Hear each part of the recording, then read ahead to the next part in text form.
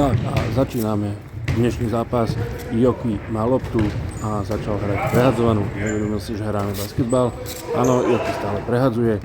No a kto to dáva skoro kôž? No je to Palino. Nič z toho, Joki zase hádže. Neviem komu, lebo tam nevidím. A to bol Maťko. A kôž nedali ani do nahrávky. Jediný, komu sa chce dať Serhi.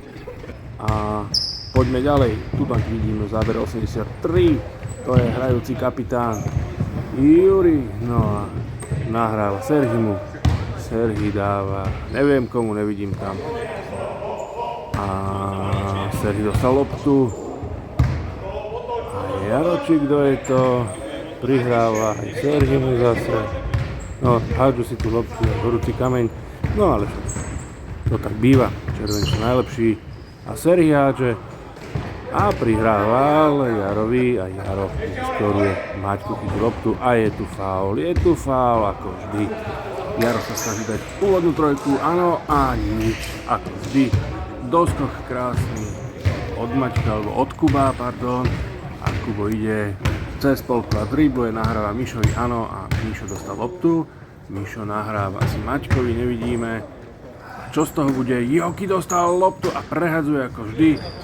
Kubo dáva krásny kód, hurá, takže takto sme začali úvodným košom.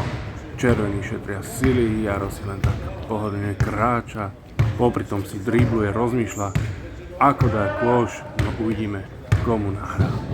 Nepodarená nahrávka Maťkovi, Maťko posiela loptu naspäť Johnnymu, Johnny nahráva Serhimu, Serhi prehodí na Jara, áno, Jaro ide skorovať, nie, nič to nebude, zase Johnny lopta a strelba na koš, nič z toho, teraz Jaro má zase loptu, áno, veľká príležitosť a zase nič, dneska sa nikomu nedarí z červeného mužstva, áno, teraz má Joki loptu, ktorú dostal, odpali ho a Joki si pobehol, áno, čo z toho bude, Joki nevie komu nahrať, nahral Kupkovi, áno, a Pali strieľa koš, je to tam a mám pocit, že to bolo za 3 body.